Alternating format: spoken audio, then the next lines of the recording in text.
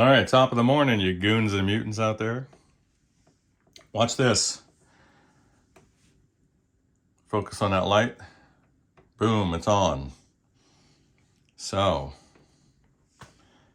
we do have a break in the wire. So let's see. It's on. No, it's not. Let's see if we can isolate it. So I'll bend it from here. Not on. Not on. Moving it up. Not, there it is. Okay. So the break is somewhere in front of my thumb and forefinger. So we'll cut the cord here, restrip it, reinstall it. Bye. If you guys are frequently working with power cords, and if you're doing tech work, you want to make sure you got the proper tool for strain relief. It's not going to be a set of your dad's pliers. It's going to be these. These are specifically made to deal with strain relief. Take a look. See that? Mandatory. So let's put these to use. All right, Bentley, we got you straightened out. Nice bright power indicator lamp there. And then as we peel the layers of the onion back, we are finding the root of the issue that was causing you some grief. So as we suspected, you have a highly microphonic preamp tube. It looks like an old American stock tube, probably 1960s. Have a listen. Probably hear all that. Some dirty pots for certain.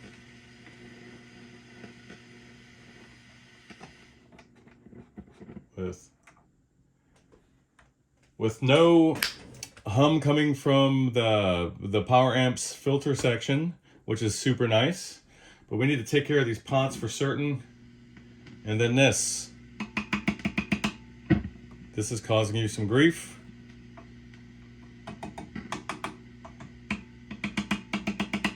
So V1 needs to go.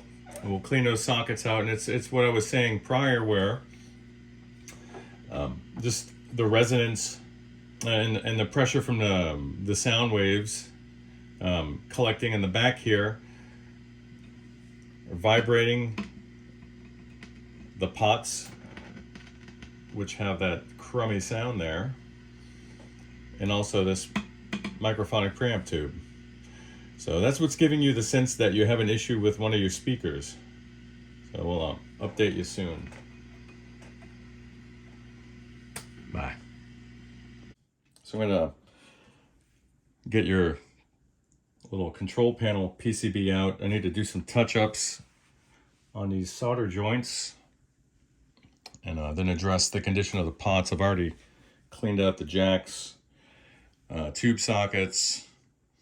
I've replaced V1. That went a long ways towards getting rid of some of that noise.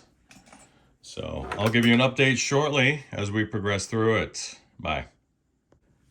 I've reflowed the solder joints, actually reinforcing many of them on this board. Found some fractured ones. I've corrected the lead dress down at the tube sockets. I still have a little bit of cleanup to do on the power amp side. All the noise is out of your pots, just transformative change. And now I'm just doing a little bit of detail work with some Q-tips to finish cleaning up this control panel faceplate. So they don't make it easy with all this chrome, but when it's clean, it looks really nice. And it's looking really nice. So we'll have her back in short order. And then we can look at that PV festival you were talking, festival, right? That PV festival you were referring to, which I'm super interested to see. Love the PV stuff. especially being a southerner. We have a bit of inborn, inherent bit of allegiance to the old PV days, back when it had the pointy logo. Anyway, I was told that logo was actually supposed to be reminiscent of a chicken. It wasn't meant to be some pointy heavy metal logo. It was meant to look like a chicken. And if you look at it, it looks like a chicken head. The P.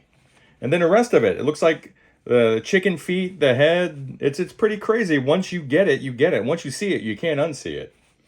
That which has been seen cannot be unseen, as they say. And that's no exception. So I forgot to clean the tops of the knobs before I reinstalled them, so I'll have to do it while they're on.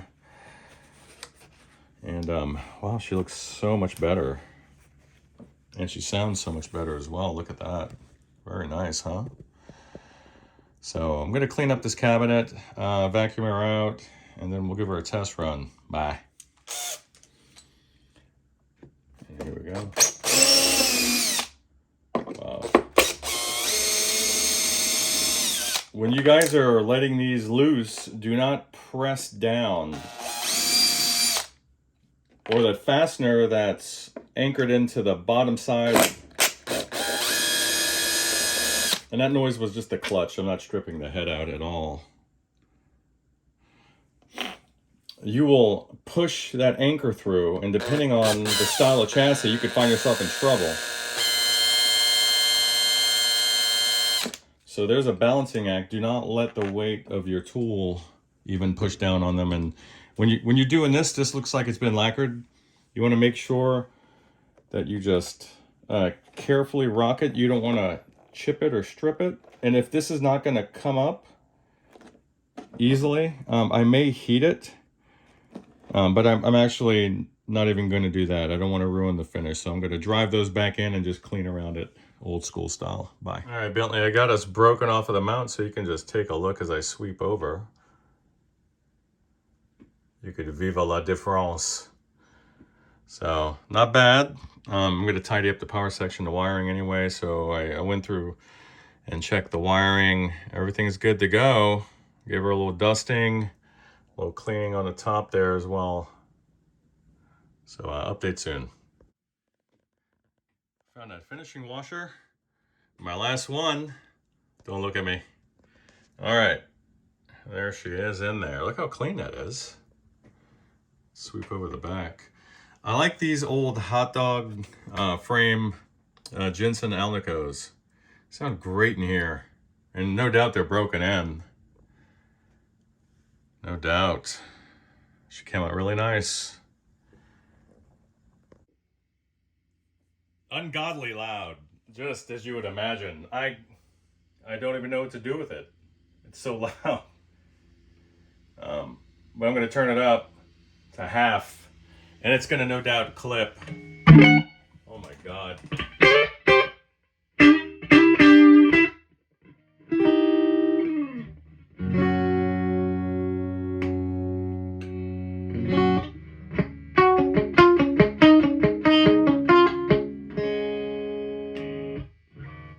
Just some pickup noise.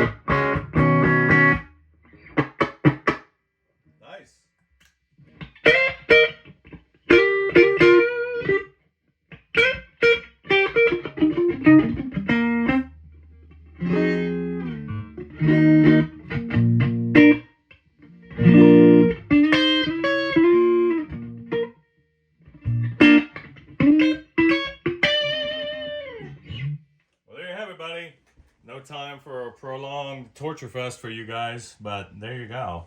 Bye.